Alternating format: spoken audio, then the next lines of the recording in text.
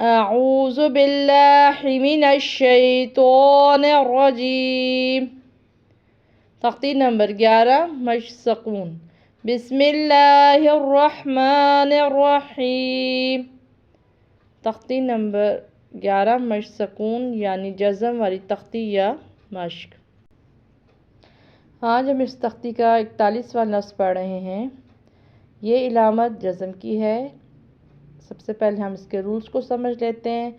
جزم والا حرف ہمیشہ ایک بار پڑھا جاتا ہے پچھلے والے حرف کے ساتھ ملا کر یا جوڑ کر۔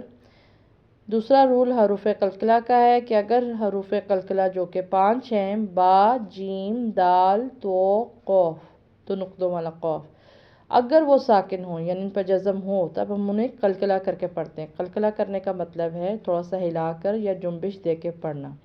اس کا بھی ایک طریقہ ہے پراپر کہ کس طرح سے پڑھنا ہے، مگر یہاں پر ہم اس کے اوپر زیادہ ڈیٹیل میں بات نہیں کریں گے کیونکہ یہ ہمارے اس لفظ میں کی ضرورت نہیں ہے۔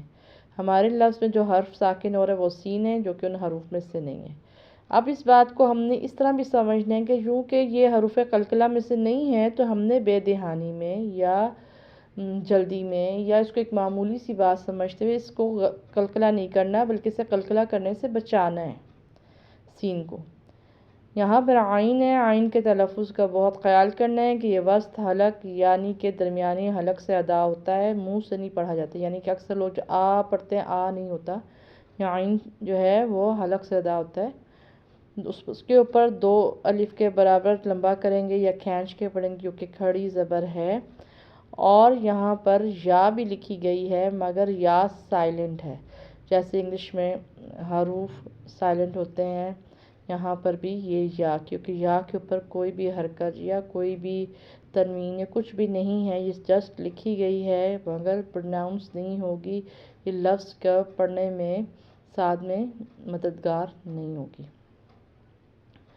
یا پڑی زبر سین ساکن یس، عین کھڑی زبر یا آ،